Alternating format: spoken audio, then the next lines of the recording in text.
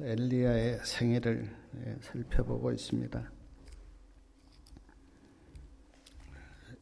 열왕기상 19장 9절에 보면 엘리야가 호렙산 굴에 있습니다.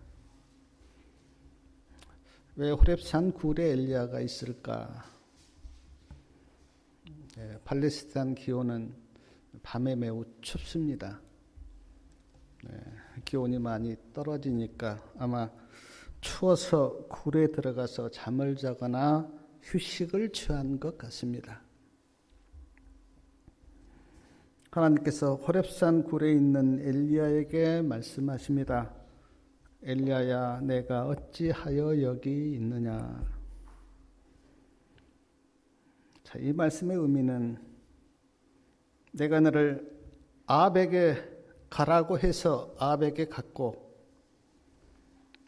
내가 너를 그리 시냇가로 가라고 해서 그리 시냇가로 갔고, 내가 너를 사르밧 여인에게 가라고 해서 사르밧 여인에게 갔는데, 내가 너에게 이곳으로 가라고 한 적이 없는데 어찌하여 여기 있느냐라는 말씀이에요. 그렇습니다. 하나님께서 엘리야에게 호렙산으로 가라고 말씀하신 적이 없습니다. 그런데 엘리야가 스스로 먼 길을 도망와서 호렙산으로 갔습니다. 사랑하는 여러분, 하나님께서 저에게도 몇 번 내가 어찌하여 여기 있느냐라고 물으신 적이 저에게도 있었습니다. 하나님께서 저에게 물으셨어요. 어떠한 곳에 제가 있었을 때 너 어찌하여 여기 있느냐라고 물으신 적이 있었어요.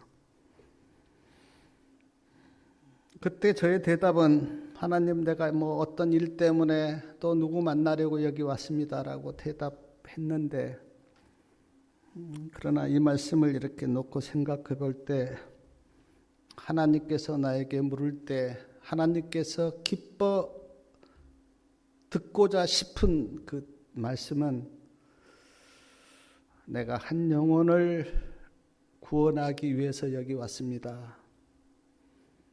내가 어떤 사람에게 예수님을 전하고 복음을 전하기 위해서 여기 왔습니다라고 대답한다면 주님께서 기뻐하실 것입니다. 엘리야야, 내가 어찌하여 여기 있느냐라는 말씀에 엘리야가 어떻게 대답하였는지 우리 열왕기상 19장 10절 말씀을 다 같이 한번 읽어보겠습니다. 열왕기상 19장 10절 말씀이요. 저가 대답하되 내가 만군의 하나님 여호와를 위하여 열심히 특심하오니 이는 이스라엘 자손이 주의 언약을 버리고 주의 단을 헐며 칼로 주의 선지자들을 죽였음이오며 오직 나만 남았거늘 저희가 내 생명을 찾아 취하려 하나이다. 엘리야의 대답이 좀 부정적입니다. 긍정적인 대답이 아니에요. 이스라엘 자손이 주의 언약을 버렸습니다. 주의 단은 헐렸습니다. 칼로 주의 선지자들을 다 죽였습니다. 아주 부정적이에요. 물론 엘리야가 느꼈던 그대로 이렇게 대답을 한 건 사실인데 왜 이렇게 부정적일까? 엘리야가 지금 하나님을 의지하지 않고 있습니다. 그래서 소망이 없어요. 하나님을 의지했다면 어떤 상황에 처했다 할지라도 거기에서 소망과 어떤 은혜를 누렸을 건데 엘리야는 지금 그렇지 못합니다. 그래서 매우 부정적으로 대답하고 있어요. 또한 엘리야가 내가 만군의 하나님 여호와를 위하여 열심히 특심입니다. 오직 나만 남았습니다라고 말한 걸 보면 엘리야가 아주 자기 중심적이에요. 하나님 중심적이 아니고 자기 중심적이에요. 사랑하는 여러분, 자기 중심적이면 언제나 내 입장, 내 생각에 치우쳐 있습니다. 하나님의 시각에서 보지 못해요. 말씀을 의지하지 못해요. 자기 중심적이 이렇게 빠지면. 하나님 중심적인 사람은 어떤 상황에서도 하나님의 말씀을 붙들고 하나님의 말씀을 의지하는데 자기 중심적인 사람은 그렇지 못합니다. 엘리야의 대답 속에서 내가 오직 나만 남았습니다라고 이야기하는 걸 보면 엘리야가 지금 매우 자기 중심적으로 생각하고 느끼고 있다고 하는 것을 우리가 볼 수가 있습니다. 사랑하는 여러분, 언제나 예수님 중심적으로 생각하고 또 예수님 중심적으로 그렇게 행동하시기 바랍니다. 열왕기상 19장 11절과 12절에 보면 이런 엘리야에게 하나님께서 너는 굴에서 나가 여호와 앞에서 산에 서 있으라 그렇게 말씀하시면서 크고 강한 바람이 지나가는데 하나님께서 바람 가운데 계시지 않습니다. 강한 바람 후에 지진이 있는데 지진 가운데도 하나님이 계시지 않습니다. 지진 후에 불이 있는데 불 가운데도 하나님이 계시지 않습니다. 사랑하는 여러분, 홍해바다 앞에서는 하나님이 강한 바람 가운데서 하나님이 나타나셨어요. 그리고 홍해바다를 바람으로 가르셨습니다.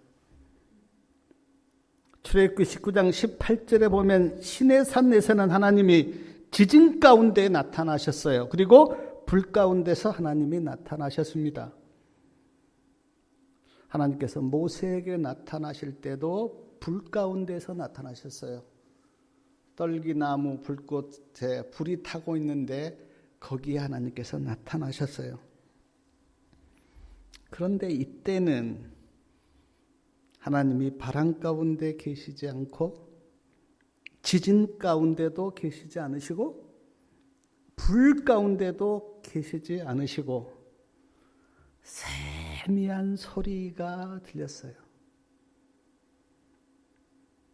세미한 소리를 세번역에는 부드럽고 조용한 소리 그렇게 번역되어 있는데 하나님께서 불 가운데서 임하지 않으셨고 바람 가운데서 임하지 않으셨고 지진 가운데서 임하지 않으셨고 세미한 소리로 하나님이 임하신 거예요.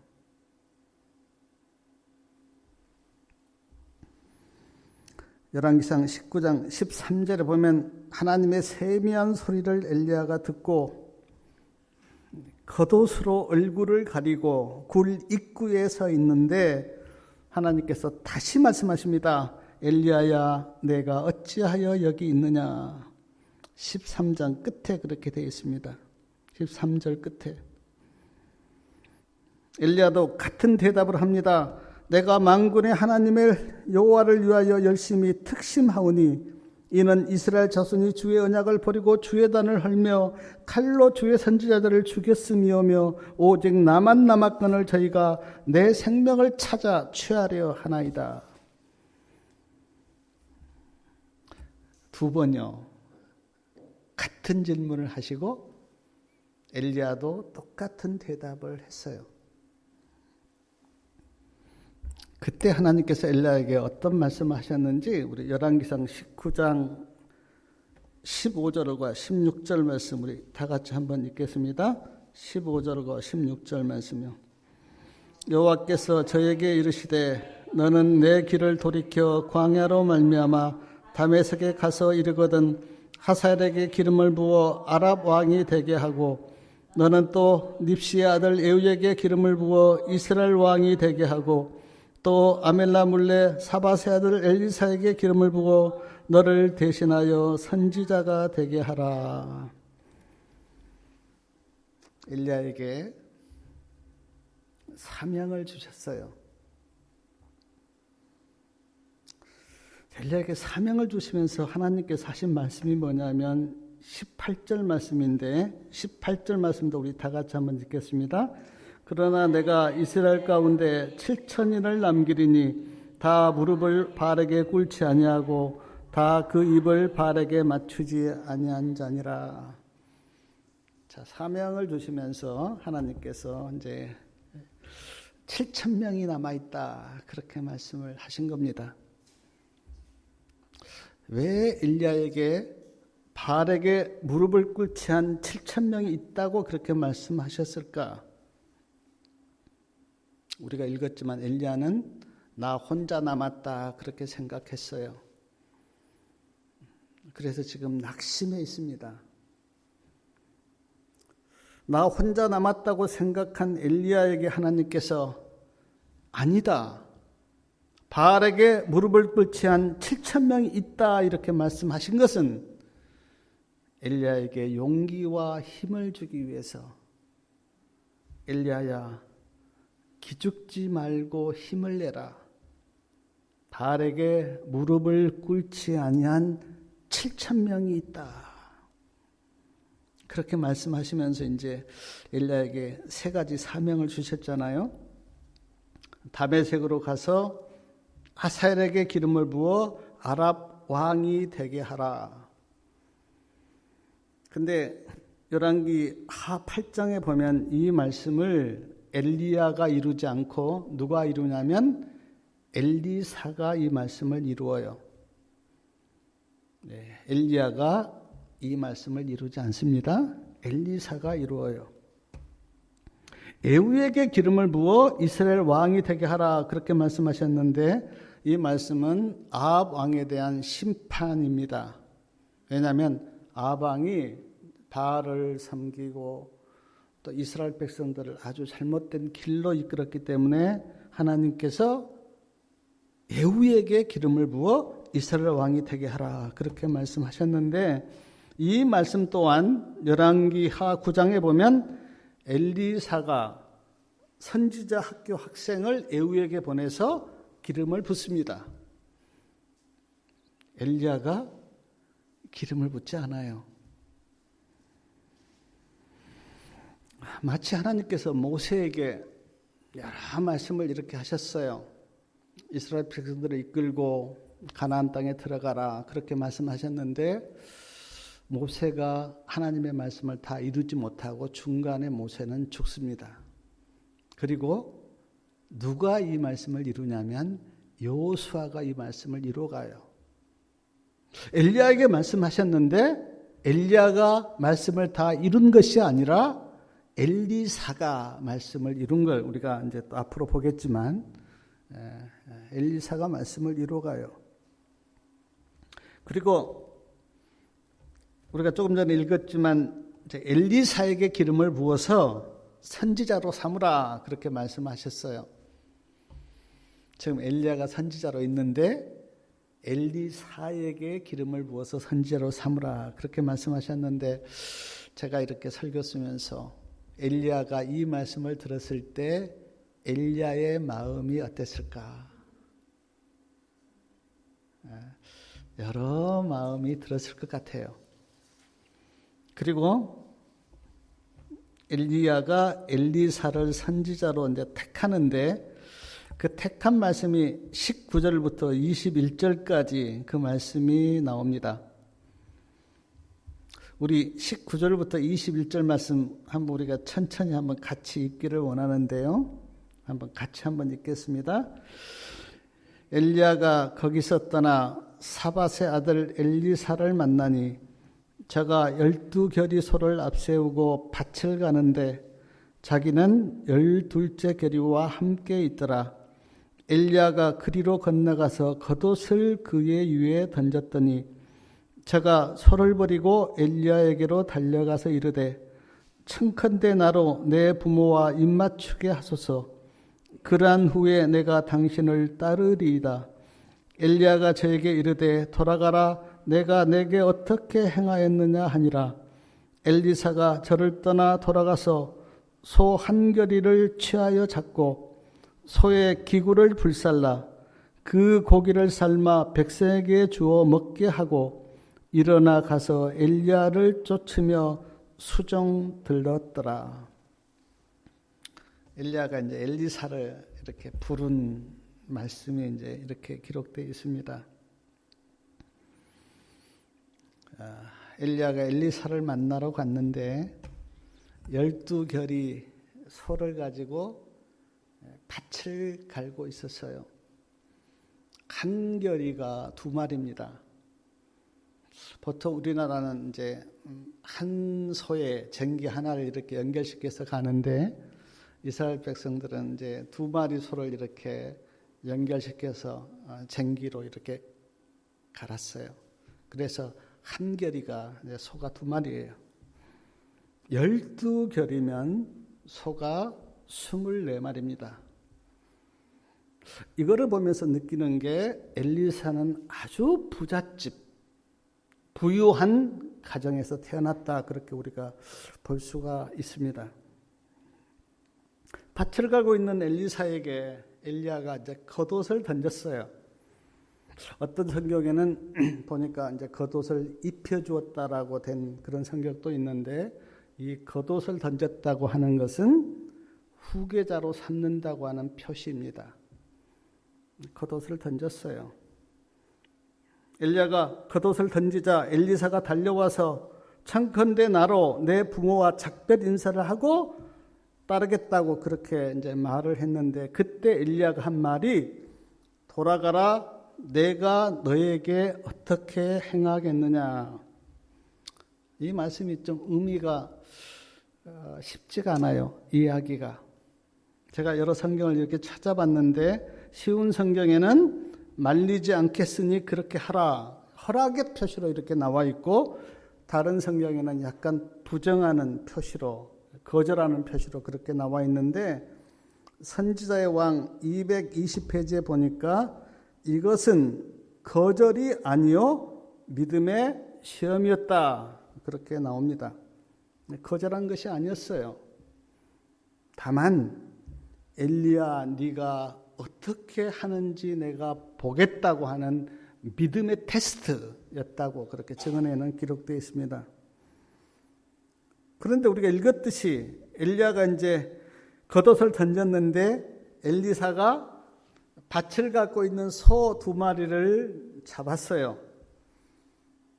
그리고 쟁기를 부숴서 땔감으로 그 소를 삶았습니다. 그리고 그 소를 백성들에게 다 나눠주고 엘리야를 쫓았어요.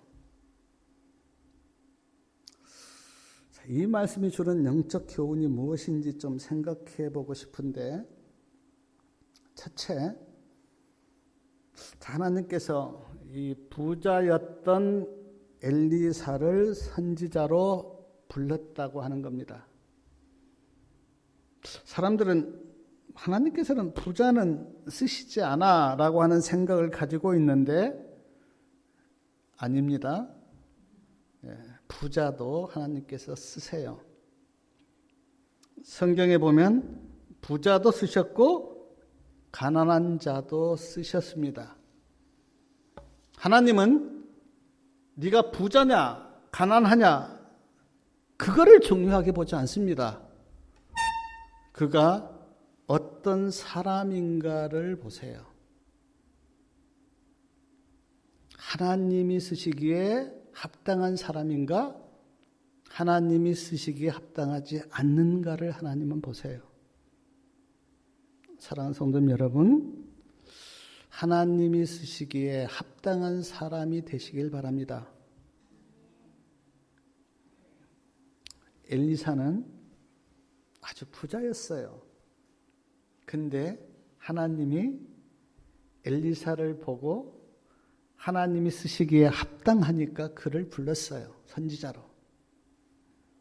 또 하나 제가 이 말씀을 이렇게 보면서 깨달았던 영적 교훈이 뭐냐면 이때 선지자 학교가 길갈과 베델과 여리고에 있었습니다. 사무엘이 선지자 학교를 세워서 운영하다가 사무엘이 이렇게 죽었어요. 그리고는 그 학교가 중단되었는데 그 중단되었던 선지자 학교를 누가 다시 일으켰냐면 엘리야가 다시 일으켰어요. 근데 사랑하는 여러분, 하나님께서 엘리야의 후계자를 선택할 때 선지자 학교 생도 중에서 택하지 않으시고 엘리사를 택하셨어요. 우리는 여기에서 영적인 교훈을 받아야 하는데, 오늘날로 말하면 신학대학을 다니는 신학생을 택하지 않으시고 시골에서 농사짓는 농부를 택하신 것과 같아요. 왜 그랬을까? 성경에는 그 이유가 나와 있지 않는데 복음성경 주석에 보면 이런 말씀이 있습니다. 제가 한번 말씀을 읽어볼게요. 엘리사는 겸손하고 조용한 사람이었고 변덕스럽지 않았다. 성실, 충성, 사랑, 그리고 하나님을 두려워함이 엘리사의 품성이었다. 그는 통치자의 특질을 가졌지만 섬기는 자의 겸손함도 갖추고 있었다.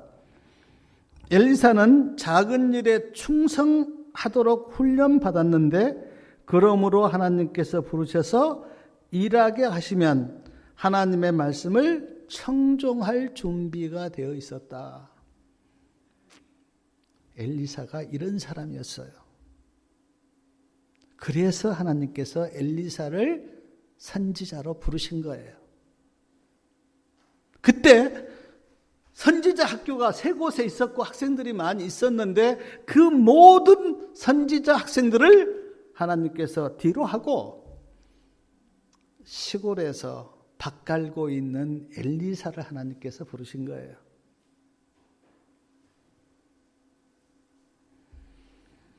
사랑하는 여러분,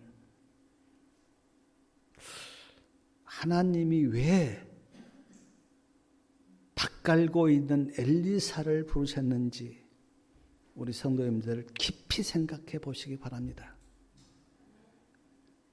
모세를 우리가 보면 모세는 애굽에서 많은 학문을 배웠던 사람이에요. 40대까지. 근데 하나님은 애굽에서 많이 학문을 배웠던 모세를 그때 쓰지 않습니다. 그리고 모세를 광야로 불러서 40년 동안 다시 가르쳐요. 애굽에서 배웠던 세상 학문들 그것들 다 이렇게 빼내시고 순수하게 천연계 가운데서 하나님께서 모세를 40년 동안 직접 가르쳐서 모세가 80세가 되었을 때 하나님께서 모세를 쓰세요. 자, 침례 요한을 우리 성도님들 아십니다.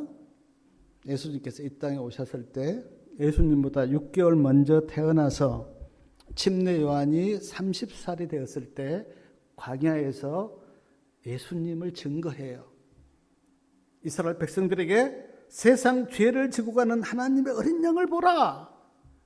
예수님을 증거했어요. 근데 이 침례 요한도 그때 있었던 선지자 학교를 다니지 않았어요. 랍비에게서 교육받지 않고 침례 요한도 천연계 가운데서 하나님으로부터 직접 교육을 받았어요. 침례 요한도. 예수님도 그 시대에 랍비 학교가 있었는데 랍비 학교를 다니지 않고 예수님도 천연계 가운데서 하나님에게서 직접 배웠습니다. 배우는 게 죄인가? 아닙니다. 전문 지식은 배워야 돼요. 근데 우리가 배워야 할 지식 중에 가장 중요한 지식은 하나님을 아는 거예요. 하나님을 아는 지식.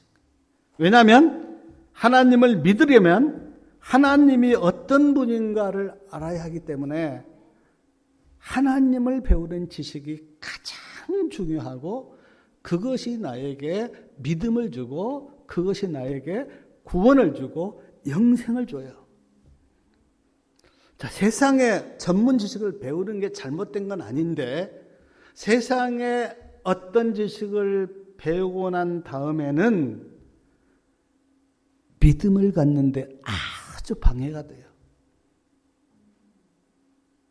하나님의 일을 하는데 세상 지식은 어떤 잘못된 세상 지식은 방해가 돼요. 그런 세상 지식으로 이렇게 머리에 꽉 차 있으면 믿음이 들어가지 않고 하나님의 일을 하는데 엉뚱하게 일을 해요. 그래서 모세도 그렇고 엘리사도 그렇고 침례 요한도 그렇고 예수님도 그렇고 천연계 가운데에서 하나님을 배운 거예요. 하나님을. 어떤 분들에게 우리가 복음을 전해보면 복음이 들어가질 않아요. 왜냐하면 그의 머릿속에 세상 지식이 꽉 차 있기 때문에. 생각의 전환, 그게 되지 않아요. 그래서 우리가 물론 연세가 드시고 나이가 먹어서 하나님을 믿을 수도 있습니다. 뭐 특별한 케이스에 몸이 아파서 또 어떤 특별한 일로 인해서 하나님을 믿는 사람이 있어요. 그러나 세상의 어떤 지식과 학문으로 꽉 차 있으면 실제적으로 하나님의 말씀을 믿기가 아주 어렵습니다. 그래서 연세가 드신 분들에게는 복음을 전해도 받아들일 확률이 아주 적어요. 근데 생각의 어떤 것들이 꽉 차 있지 않는 어린 아이들, 청소년들에게는 복음이 잘 들어가요. 또 하나 우리가 오늘 이 말씀에서 받을 수 있는 교훈이 뭐냐면 조금 전에 내가 말씀을 드렸는데 엘리야가 엘리사를 부를 때 엘리사는 서로 밭을 갈고 있었습니다. 이게 무슨 의미입니까? 서로 열심히 밭을 갈고 있었다. 자기가 맡은 일에 성실하게 일을 하고 있었다. 어디 가서 빈둥빈둥 노는 사람 하나님께서 부르지 않았어요. 네. 자기 밭을 성실하게 갈고 있는 엘리사를 하나님께서 불렀어요. 사랑하는 여러분, 하나님은 스펙이 많고 학벌이 좋은 사람보다는 성실하게 일하고 겸손한 사람을 하나님이 쓰십니다. 똑똑하고 잘난 사람보다는 정직한 사람을 하나님이 쓰세요. 말 잘하고 재능이 많은 사람보다는 자기가 맡은 일을 성실히 하는 사람을 하나님은 쓰세요. 제가 이렇게 신앙을 해오면서 여러 사람을 봤는데 참 말 잘하고 재능 많고 또 똑똑한 사람이 있습니다. 근데 그런 사람은 꼭 자기 길로 가요. 왜냐하면 교만하기 때문에. 겸손하고 성실한 마음이 그에게 없기 때문에 하나님께서 그에게 말씀을 줘도 그 말씀을 그가 받지를 않아요. 자기 고집대로 자기 길로 가버려요. 그러니까 하나님이 그런 사람을 쓰지 못하죠. 하나님께서 말씀하시면 아멘하고 그 말씀을 믿음으로 받고 갈 성실하고 겸손한 사람이 돼야 되는데 학벌이 좋고 똑똑하고 잘난 사람은 언제나 자기 주장, 자기 길로 가는 사람들이 많아요. 사람들이 알아주지 않아도 작은 일에 성실한 사람, 그 사람이 엘리사였고 그래서 하나님께서 엘리사를 부르신 거예요. 사랑하는 여러분, 하나님께서 직책이나 신분을 보고 사람을 평가하지 않습니다. 그 사람이 얼마나 성실하게 겸손하게 작은 일을 최선을 다해서 하는가, 그걸 보고 하나님은 사람을 평가하세요. 우리가 옛날에 봤듯이 마태복음 20장에 보면 포도원 품꾼 비유가 나옵니다. 거기에 보면 먼저 된 자가 있고 나중 된 자가 있어요. 근데 하나님께서 무엇을 보고 먼저 된 자와 나중 된 자를 구별하셨습니까? 무엇을 보고? 거기에 보면 일찍 와서 일했느냐, 그것 보지 않았어요. 몇 시간 일했느냐, 그것 보지 않았습니다. 하나님이 보신 것은 뭐냐면 어떤 마음으로 어떤 자세로 일하고 있는가, 그걸 보시고 먼저 된 자와 나중 된 자를 구별하셨어요. 사랑하는 여러분, 어떤 일을 내가 맡고 하든 간에 성실하게 충성되게 일하시는 주의 백성들 되시기 바랍니다. 그러면 하나님께서 그를 귀하게 보세요. 직책이 높은, 또 뭡니까, 학벌이 많다, 그거 하나님이 별로 중요하게 생각하지 않아요. 왜 엘리사가 밭을 갈고 있을 때 하나님께서 그 엘리사를 선지자로 부르셨는가? 자기가 맡은 일에 충실하게 일하고 있었기 때문에. 제가 이 말을 할까 말까 많이 이렇게 생각을 했는데, 제가 설교를 이렇게 쭉 해오는데 설교 듣고 감동받았다고 하는 그런 걸 제가 못 들었어요. 근데 제가 2번 기억이 나는데, 한 번은 밭에서 열심히 땀을 흘리고 일하고 있는데 어떤 사람이 교회를 왔어요. 목사를 찾았어요. 제가 밭에서 일하면서 내가 이 교회 목사입니다라고 하니까 굉장히 놀랐어요. 그리고 감동을 받은 것처럼 느껴졌어요. 설교를 어떻게 하느냐 물론 중요하죠. 그러나 그보다 더 중요한 건 내가 어떤 자세로 어떻게 일하고 있는가가 사람들에게 더 감동을 줘요. 그리고 제가 기억난 게, 한 번은 걸레로 청소를 하고 있는데 또 어떤 분이 왔어요. 저에게 말을 걸었어요. 이 교회 목사가 누굽니까? 제가 걸레로 청소를 하고 있는데 내가 목사입니다라고 했을 때 그분도 놀랐어요.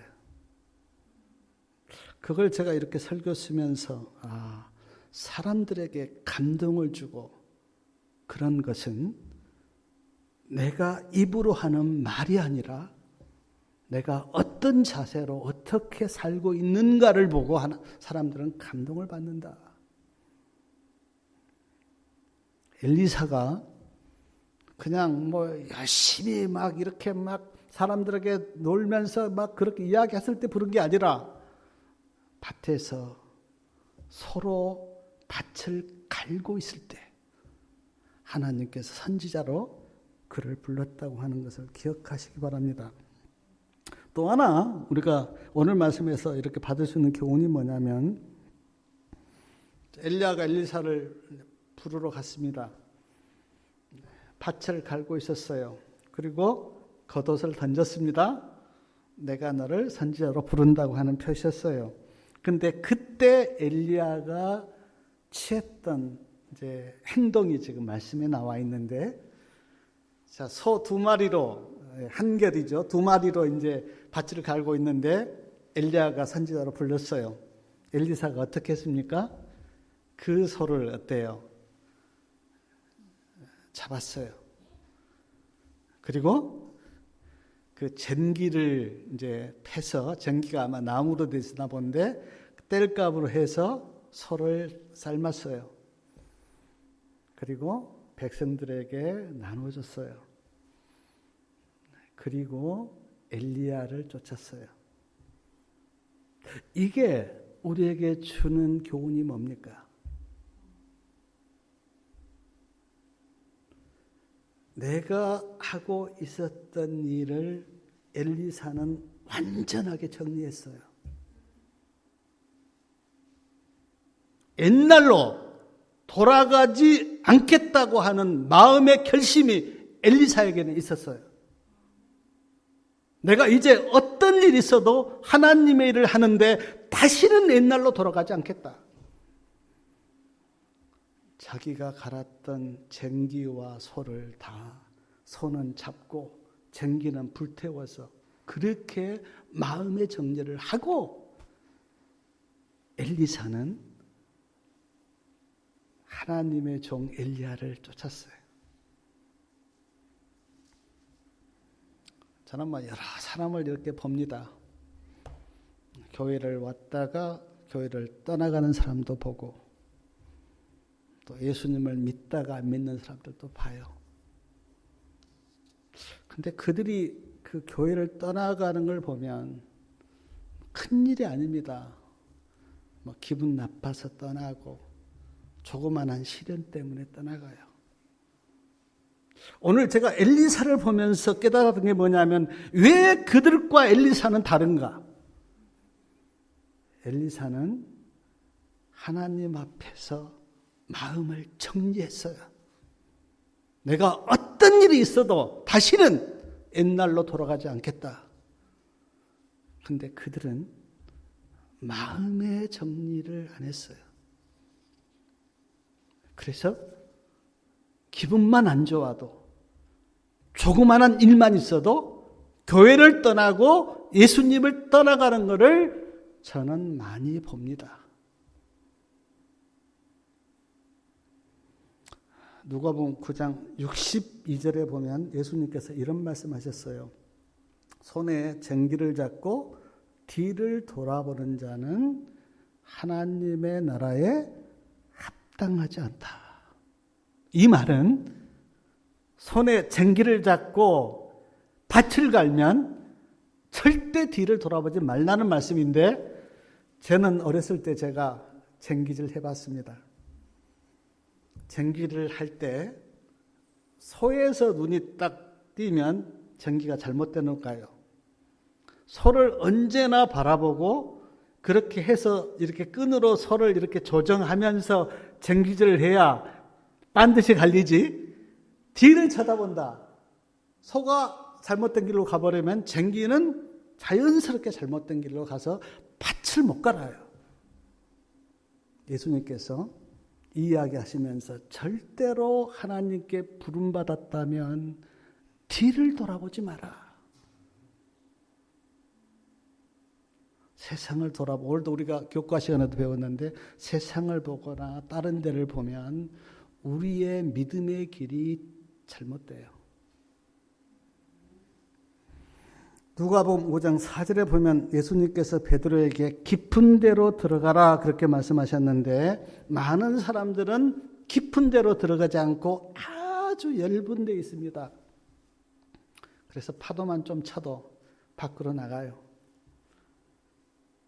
사랑하는 여러분, 예수님 안으로 깊이 들어가시기 바랍니다. 진리 안으로 깊이 들어가고 말씀 안으로 깊이 들어가서 어떠한 일이 있어도 예수님을 떠나지 않는 그런 주의 백성들 되시기 바랍니다. 깊이 들어가셔야 돼요. 그래서 아무리 파도가 치고 어떤 일이 있어도 나오지 못하도록 예수님 안에 깊이 들어가야 돼요. 근데 제가 하나 말씀드려요. 예수님 가장자리 이렇게 곁에 있으면 파도가 많이 쳐요. 근데 예수님 안에 깊이 들어가면 파도가 없어요. 파도 없어요. 근데 곁에서 있으면 파도가 많이 쳐요. 그래서 시험도 당하고 또 어떻습니까? 유혹도 당하고 그래요. 우리가 비행기를 타고 가지만 높이 떠버리면 어떻습니까? 거기에는 구름도 없고 바람도 없어요. 근데 어중뛰기 이렇게 구름층을 올라가려면 비행기가 많이 흔들려요. 우리 신앙도 마찬가지예요. 예수님 안에 깊이 들어가면 유혹이 없고 시험이 없어요. 근데 예수님 곁에서 빙빙 돌다 보면 유혹도 많고 시험도 많습니다. 제가 생각은 잘 안 나는데 제가 들었던 말이 생각이 났는데 어떤 장군이 이렇게 군사들을 이끌고 나폴레옹인가 제가 잘 모르겠는데 군사들을 이끌고 이제 싸우러 갔습니다. 배를 타고 강을 건넜어요. 그런데 그 장군이 강을 건넌 다음에 어떻게 한지 아십니까? 타고 온 배를 다 불태워버렸어요. 그리고 군사들에게 이렇게 이야기했습니다. 이제 우리는 적과 싸워서 승리하지 않으면 갈 길이 없다. 우리는 죽든지 살든지 두 길밖에 우리는 없다. 죽지 않으려면 온 힘을 다하여 싸우라. 배를 다 불태우고 장군이 그렇게 이야기했어요. 군사들이 보니까 진짜 그렇거든요.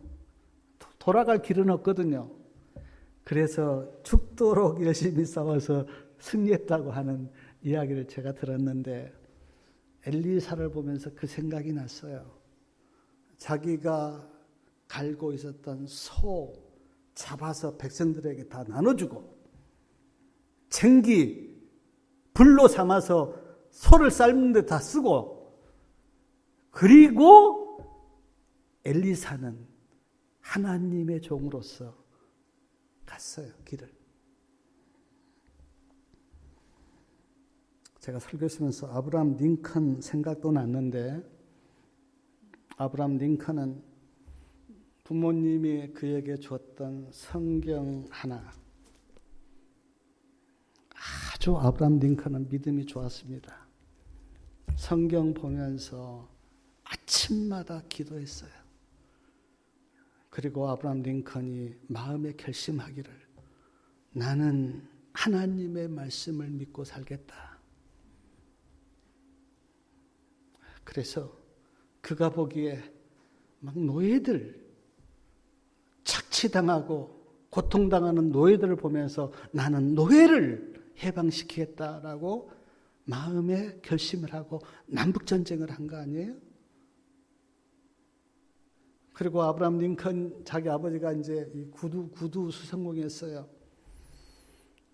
우리나라도 민주당, 국민의힘이 서로 막 이렇게 싸우고 막 모함하고 하는데 그 반대당에 있던 사람들이 막 링컨한테 구두 수성공 아들 막 그렇게 하면서 그리고 링컨 대통령이 좀 못생겼잖아요. 그래갖고 막 이 고릴라처럼 생기잖아.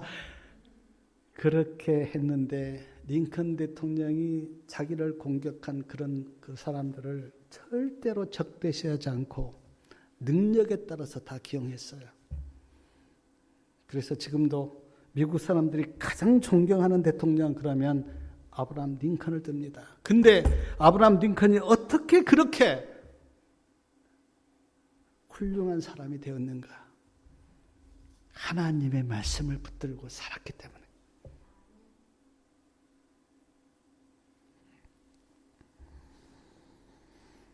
찬미 504장에 보면 매일 매 순간을 살아갈 때라는 찬미가 있는데요. 이 찬미가를 작사한 카로리나 여인 1832년 10월 3일 스웨덴에서 태어났습니다. 몸은 아주 약했어요. 그래서 늘 부모님 곁에서 떠나지 않고 그렇게 부모님을 의지하면서 살았는데 1858년 카로리나 여인이 26살이 되었을 때 고덴베르크로 가기 위해서 배를 타고 바테론 호수를 건너가는데 갑자기 풍랑이 일어서 배가 뒤집혔어요. 그리고 그때 아버님이 돌아가셨어요.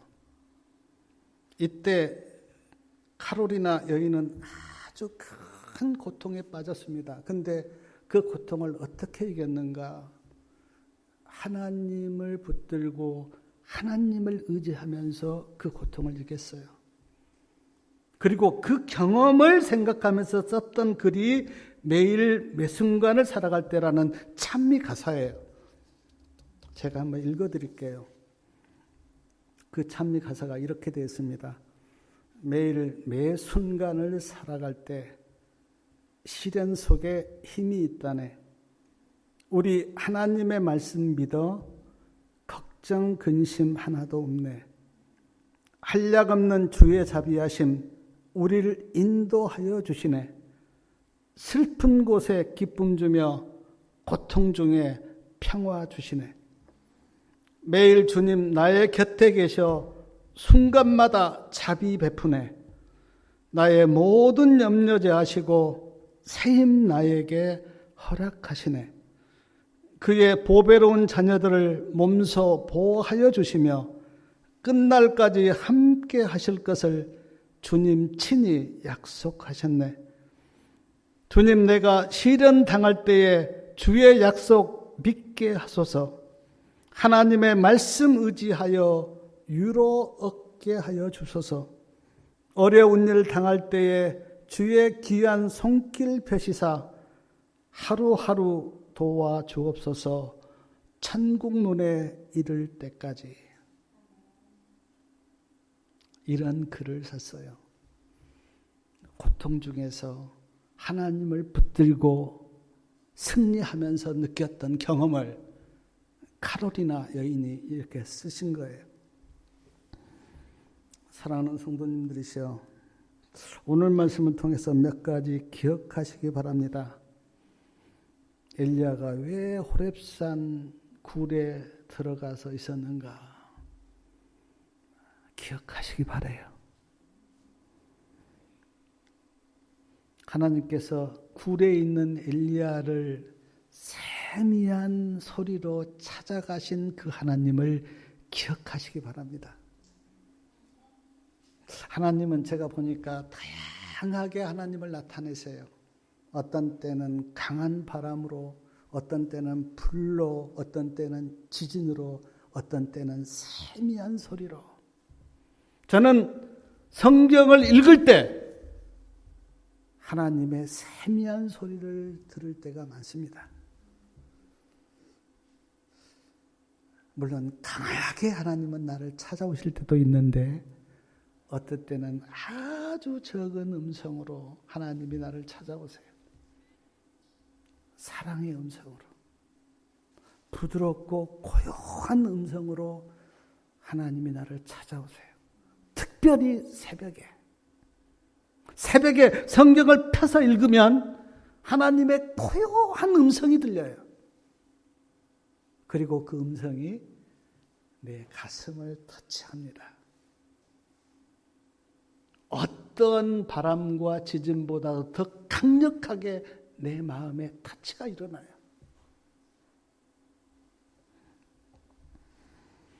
그리고 엘리야에게 사명을 주고 엘리야를 다시 일으켰다고 하는 것도 기억하시기 바랍니다. 우리가 어떤 침체에 빠져 있을 때 하나님은 결코 우리를 버리지 않으십니다. 우리를 찾아와서 우리를 다시 일으켜요. 또 하나, 엘리야가 엘리사를 불렀을 때 엘리사가 어떻게 하고 엘리야를 따랐는지 잊지 마시기 바랍니다. 마음을 정리하세요. 그리고 신실한 주의 종들이 되시기 바랍니다. 오늘 말씀 꼭 기억하시고 이 말씀을 영적인 교훈으로 삼아서 우리가 주님을 따르는데 흔들리지 않고 믿음의 길을 믿음으로 가시는 우리 모두가 되시기를 바라면서 말씀을 마치겠습니다.